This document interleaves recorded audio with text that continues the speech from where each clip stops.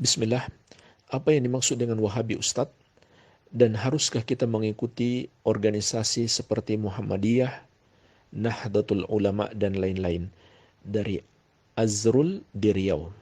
Jawabannya, istilah Wahabi itu adalah penamaan yang dibuat oleh orang-orang yang membenci dakwah tauhid dan sunnah yang diserukan oleh Asy-Syaikh Muhammad bin Abdul Wahhab dan murid-murid beliau rahimahumullahu ta'ala.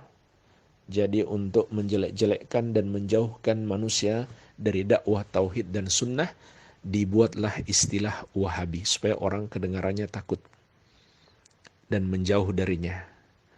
Karena seakan-akan itu aliran baru, padahal tidak. Syekh Muhammad bin Abdul Wahhab rahimahullahu ta'ala sedikit pun tidak membawa ajaran baru. Buku-buku beliau masih ada sangat banyak. Bisa kita cek. Tidak ada satupun ajaran beliau yang baru yang beliau buat-buat sendiri. Akidah beliau adalah akidah Ahlus Sunnati wal Jamaah. Akidah Rasulullah SAW dan para sahabat. Adapun dari fikih, dari sisi fikih beliau pengikut mazhab Hambali. Salah satu mazhab fikih Ahlus Sunnah pengikut mazhab Imam Ahmad bin Hambal. Imam Ahmad bin Hambal adalah muridnya Imam Syafi'i. Imam Syafi'i muridnya Imam Malik.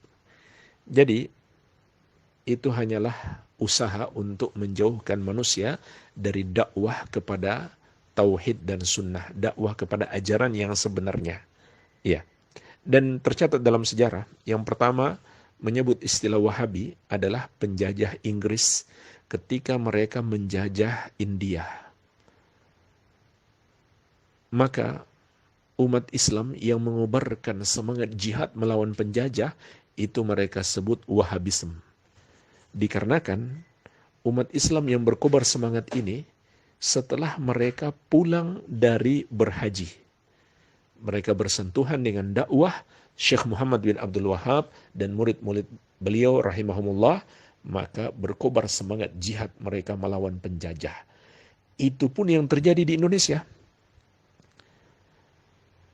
Tuanku Imam Bonjol setelah berguru kepada para kiai yang belajar di Makkah dan Madinah, maka kemudian berkobar semangat jihad beliau. Beliau pun disebut Wahabi oleh penjajah Belanda. Dan seterusnya. Kemudian istilah ini lalu digunakan oleh orang-orang yang merasa ajarannya terusik, ajaran-ajarannya yang menyelisih tauhid dan sunnah mulai ditinggalkan oleh masyarakat. Supaya ajaran-ajaran mereka tetap bertahan, mereka harus menyerang balik dengan cara menyesatkan atau menuduh sesat orang-orang yang menyerukan dakwah kepada tauhid dan sunnah. Jadi inilah hakikat penamaan Wahabi. Wallahu alam. Baik. Kemudian haruskah mengikuti organisasi Muhammadiyah dan Nahdlatul Ulama dan yang semisalnya? Jawabannya tidak harus. Kita tidak diperintahkan oleh syariat untuk mengikuti organisasi-organisasi tersebut. Yang diperintahkan kepada kita adalah mengikuti Al-Quran dan Sunnah Nabi SAW agar kita selamat, bukan ikut organisasi. Justru kalau misalkan kita ikut organisasi, lalu kita adopsi semua pendapat organisasi, semua keputusan organisasi, tidak peduli itu sesuai syariat atau tidak, maka kita akan tersesat. Para pengurus organisasi itu kan manusia. Mereka bisa benar, bisa salah. Nah, ada orang-orang yang sampai pada tingkat fanatik buta. Apa saja pendapat organisasinya, atau para guru, para kiai dari organisasinya, seakan-akan itu sudah pasti benar.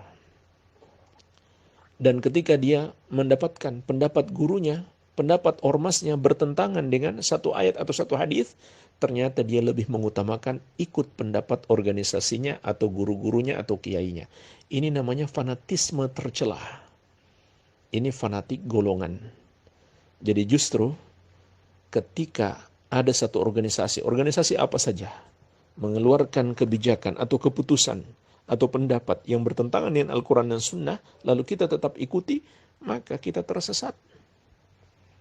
Jadi, tidak ada keharusan sedikit pun mengikuti organisasi Muhammadiyah atau NU atau Al-Irsyad atau Persis atau organisasi apa saja, tidak ada.